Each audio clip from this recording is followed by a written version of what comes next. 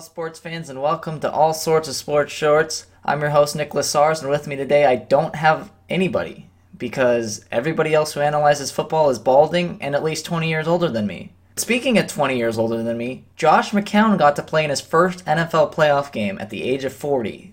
This was a result of starting quarterback Carson Wentz having to leave the game in the first quarter after helmet-to-helmet contact with Seahawks defensive end Jadeveon Clowney. Carson Wentz, who has the same durability as dollar store cardboard, has had his season ended early 4 times in 4 seasons.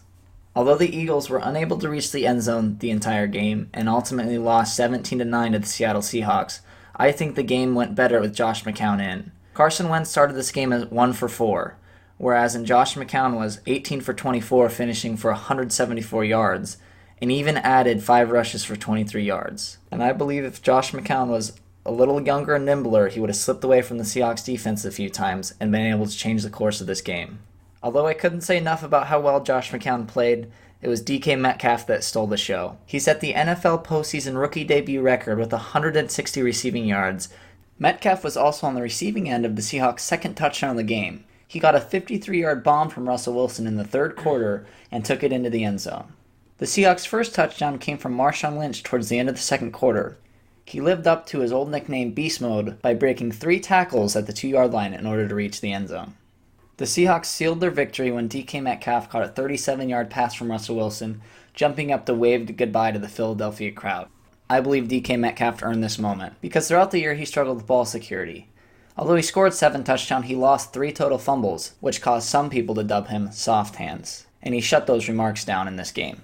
The other NFC wildcard game finished in dramatic fashion, with Kirk Cousins throwing a game-winning touchdown pass to tight end Kyle Rudolph in overtime. It was a major upset to see New Orleans lose at home, but things didn't look good for them as they started out struggling offensively in the first half. The Saints were only 1-4 on the third down conversions in the first half, scoring 10 points and finding themselves down by 3.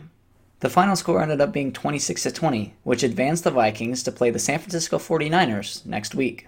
The Seattle Seahawks will be hosted by the Packers. There were also many surprises on the AFC side, as we saw the Patriots get routed by the Tennessee Titans 20-13. It was clear in that game that Brady is far from his prime and is no longer one of the current best in the league. With his 6 Super Bowl rings and 9 Super Bowl appearances, I still think he was the greatest quarterback of his time, even though it's starting to look like he should hang up his helmet. For good.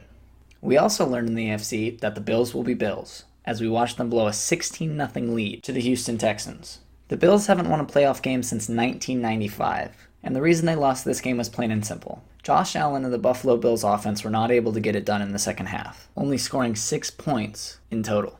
This led them to a 22-19 loss in overtime, which allowed the Texans to move on and play Kansas City next round, whereas the Tennessee Titans will find themselves up against the current Super Bowl favorite, Baltimore Ravens.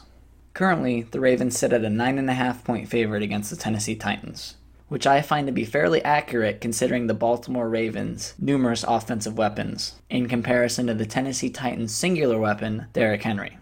The Chiefs are also 9.5-point favorites over the Houston Texans. I believe this game has the ability to be a lot closer due to the Texans quarterback Deshaun Watson's ability to make superstar plays at any given moment. On the NFC side, the San Francisco 49ers are sitting at a 6.5-point favorite against the Minnesota Vikings. Although the 49ers are clearly the better team and are playing in their home field at Levi Stadium, Minnesota showed a clear ability to stifle powerhouse offenses, such as the Saints. I believe they might be able to do the same against the 49ers. The Green Bay Packers host the Seahawks next Sunday, and that game is the closest as far as odds are concerned. The Green Bay Packers are only a 4-point favorite against the Seattle Seahawks, and I believe this to be true. Aaron Rodgers and the Green Bay Packers are clearly a better team than the Seattle Seahawks.